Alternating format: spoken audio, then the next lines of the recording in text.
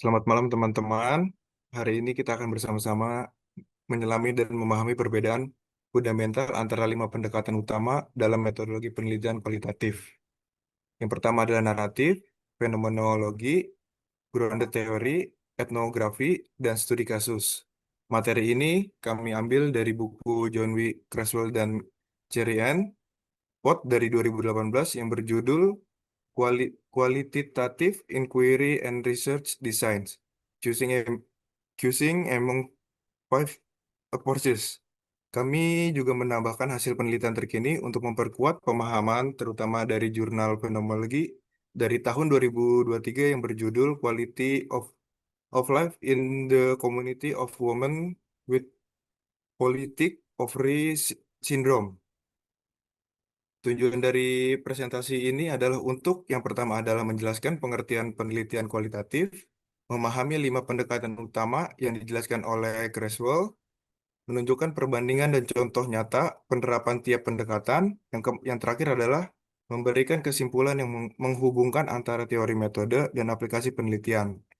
Pemahaman atas perbedaan ini sangat krusial karena setiap pendekatan memiliki fokus, tujuan, dan prosedur yang unik yang akan menentukan bagaimana kita menginterpretasikan realitas sosial. Boleh slide selanjutnya. Yang ini Kak. Oh ya.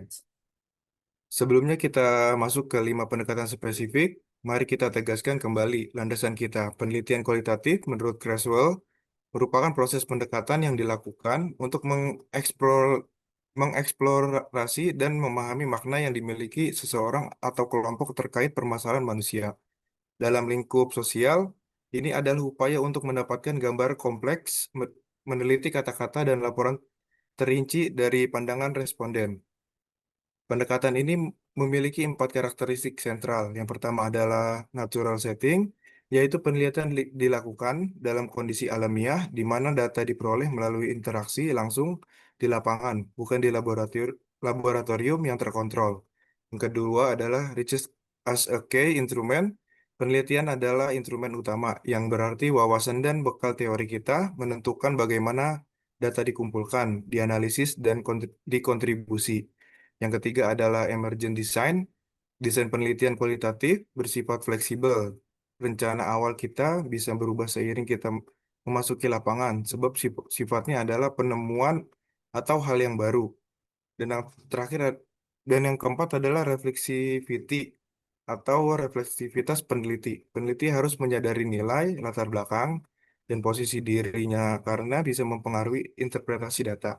Dan yang terakhir adalah makna sebagai fokus utama.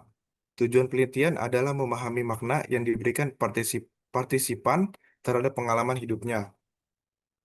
Di sini juga Creswell menyebutkan quali- qualitative research begins as a assum- assumption and the interpretive framework that inform the study of research problem exploring the meaning individual of groups ascribed to social or human problem, yang dimana kalau dijelaskan dengan bahasa sehari-hari, penelitian kualitatif itu seperti kita berusaha memahami dunia orang lain lewat sudut sudut pandang mereka.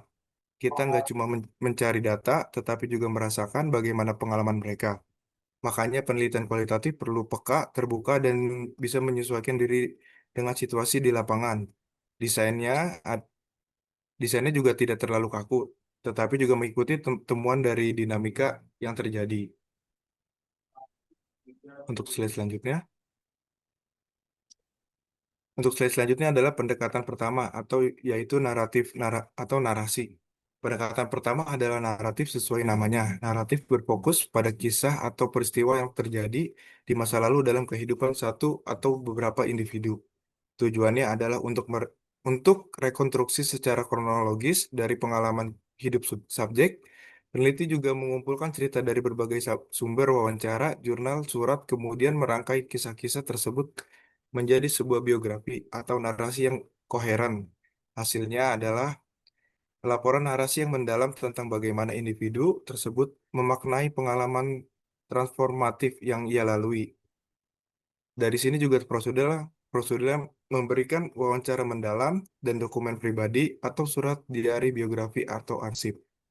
Dan yang kedua adalah observasi langsung terhadap kehidupan individu. Yang ketiga adalah analisis tematik terhadap struktur cerita.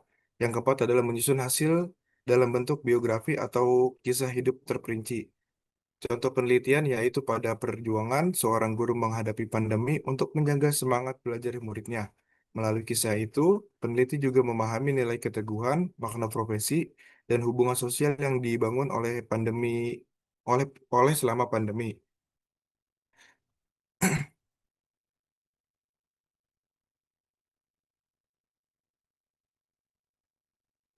Dan untuk slide selanjutnya adalah pendekatan atau biasa yang disebut sebagai fenologi pengalaman bersama. Pendekatan kedua, fenomenologi memiliki fokus yang lebih filosofis. Inti dari fenologi adalah menjawab apa esensi dari pengalaman hidup bersama mengenai suatu fenomena tertentu.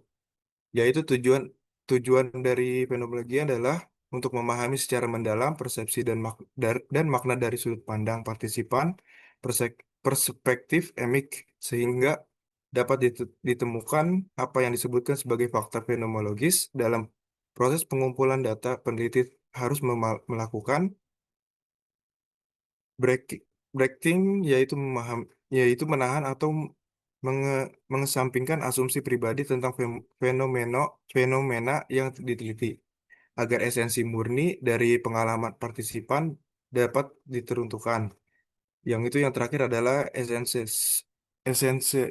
hasil akhir berupa temuan makna hakiki dari pengalaman hidup partisipan.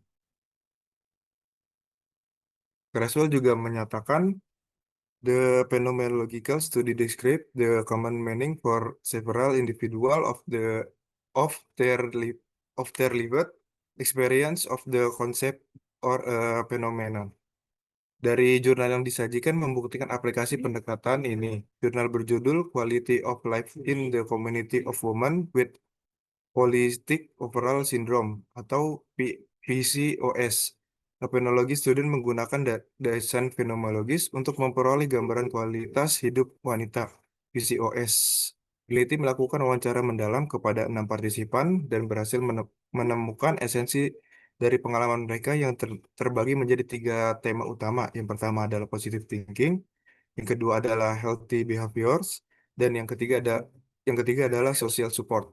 Ini menunjukkan bahwa fenomenologi sangat efektif untuk memahami dampak psikologis suatu kondisi di luar lingkup klinis. Fenomena ini membantu memahami makna batin dan pengalaman emosional wanita PCOS, bukan hanya dari sisi medis, tetapi juga dampak sosial dan psikologisnya. Creswell 2018 menjelaskan bahwa fenomenologi digunakan untuk menggali makna terdalam dari pengalaman yang dialami bersama oleh beberapa individu. Yang pertama, yang pertama adalah meneliti PCOS. Ini menjadi contoh nyata penerapan fenomenologi dalam konteks psikologi kesehatan. Ini sesuai dengan teori Creswell bahwa fenomenologi bertujuan menentukan the essence, the essence of shared experience.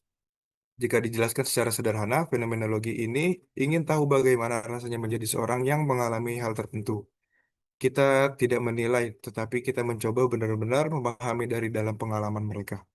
Misalnya bagaimana rasanya jadi orang yang kita jadi orang yang hidup dengan penyakit kronis atau menghadapi kehilangan pendekatan. Ini bikin kita lebih empatik dan juga bisa memahami pengalaman manusia secara lebih mendalam. Untuk selanjutnya boleh dilanjutkan.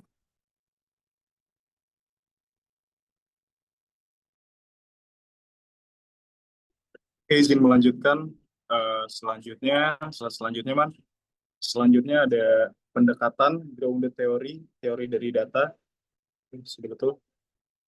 Oke, beranjak dari yang ketiga, grounded teori. Pendekatan ini adalah pendekatan induktif murni dengan tujuan utama untuk menghasilkan dan mengembangkan teori substansif yang secara harfiah berakar dari data. Ini berbeda dengan penelitian kuantitatif yang menguji hipotesis. Grounded teori justru menciptakan teori. Prosesnya melibatkan siklus pengumpulan dan analisis data yang berulang. Peneliti menggunakan metode theoretical sampling, mengambil sampel bukan berdasarkan populasi, melainkan berdasarkan konsep yang muncul dari data dan melibatkan 3 tahap coding. Yang pertama ada terbuka, aksial, dan selektif. Untuk menyusun kategori-kategori hingga sebuah model atau teori yang menjelaskan sesuatu proses sosial yang kompleks itu terbentuk. Slide selanjutnya ada pendekatan dan etnografi, budaya, dan kelompok. Selanjutnya adalah etnografi. Fokus utama etnografi adalah pada menggambarkan dan menganalisis budaya, norma, dan pola hidup sekelompok orang secara utuh. Tujuan riset ini adalah untuk mengkaji bentuk dan fungsi bahasa dalam budaya serta cara-cara berkomunikasi setiap individu yang ada di tengah-tengah masyarakat. Peneliti etnografi harus terlibat dalam observasi partisipan dalam jangka waktu yang cukup lama. Hasilnya adalah sebuah deskripsi budaya atau cultural portrait yang tebal, yang menjelaskan bagaimana sekelompok orang berbagi makna dan berinteraksi di lingkungan alaminya. Slide selanjutnya ada pendekatan, studi kasus, atau eksplorasi mendalam. Pendekatan terakhir adalah studi kasus. Dengan kata lain, ini adalah bentuk penelitian yang berfokus pada penyediaan akun terperinci dari satu atau lebih kasus yang terikat oleh waktu dan konteks. Kasus ini dapat berupa individu, program, peristiwa, atau organisasi. Tujuannya adalah untuk meneliti fenomena secara mendalam, untuk mengetahui latar belakang, keadaan, dan interaksi yang terjadi dalam kasus spesifik tersebut. Kekuatan studi kasus terletak pada berbagai sumber seperti wawancara, observasi, dan dokumen untuk menciptakan deskripsi yang kaya dan komprehensif tentang kasus tersebut. Selanjutnya bisa dilanjutkan oleh Nanda. Terima kasih.